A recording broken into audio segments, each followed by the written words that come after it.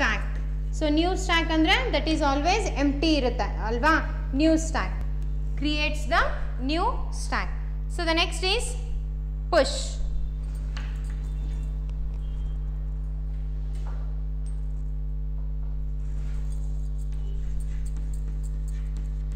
Push function ಏನಕ್ಕೆ use ಮಾಡ್ತೇವೆ? To add the element. It adds a new item into the top of the stack. It adds the new element to the top of the stack. Top of the stack ಗೆ element ನ add ಮಾಡುತ್ತೆ. Okay.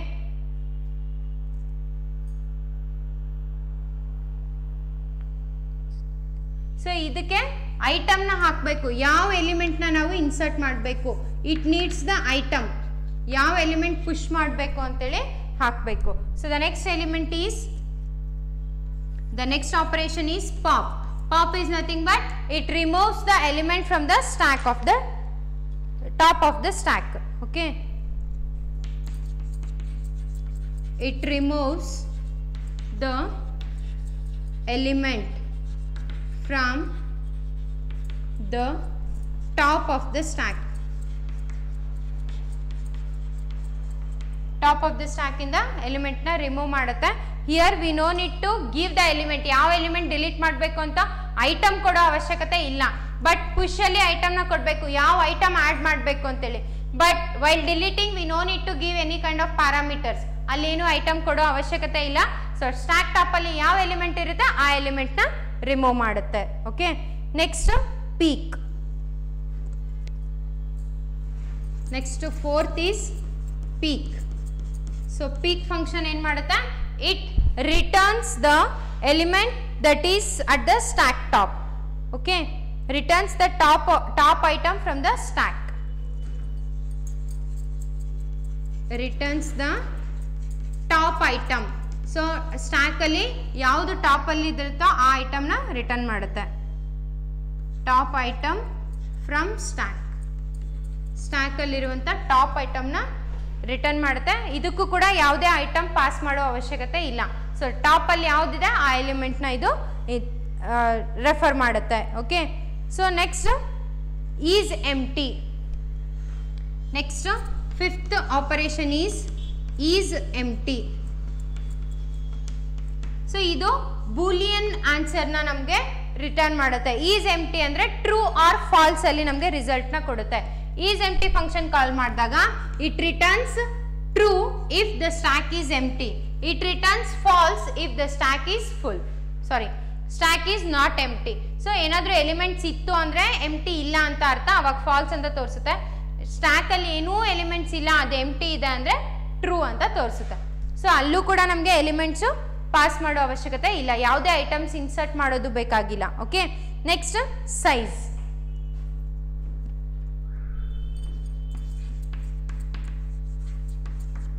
So this returns the number of items on the stack. So ಎಷ್ಟು items ಇದೆ stack ಅಲ್ಲಿ? It returns number of items in the stack. Number of items in the stacks. ಇಲ್ಲೂ ಕೂಡ ನಾವು ಯಾವುದೇ ಐಟಮ್ಸ್ ಕೊಡೋ ಅವಶ್ಯಕತೆ ಇಲ್ಲ.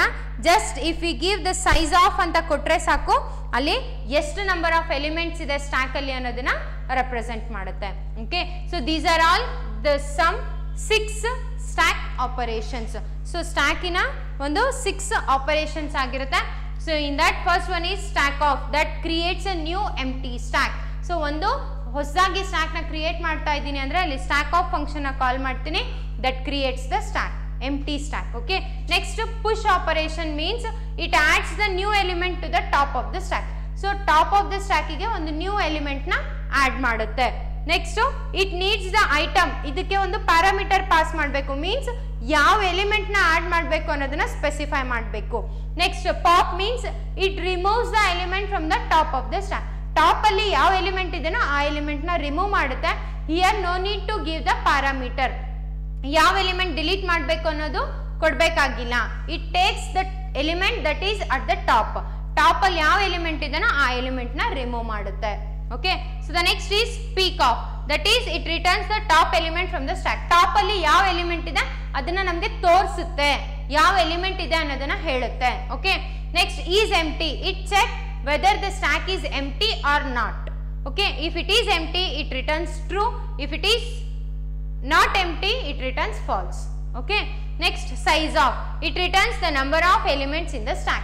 So stack ಅಲ್ಲಿ ಎಷ್ಟು ಎಲಿಮೆಂಟ್ಸ್ ಇದೆ ಅನ್ನೋದನ್ನ ರಿಟರ್ನ್ ಮಾಡುತ್ತೆ.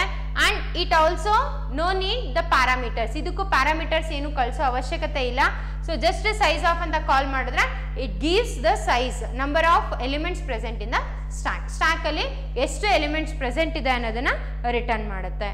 Okay, so the algorithm for this stack operation we'll discuss in the next class. Thank you.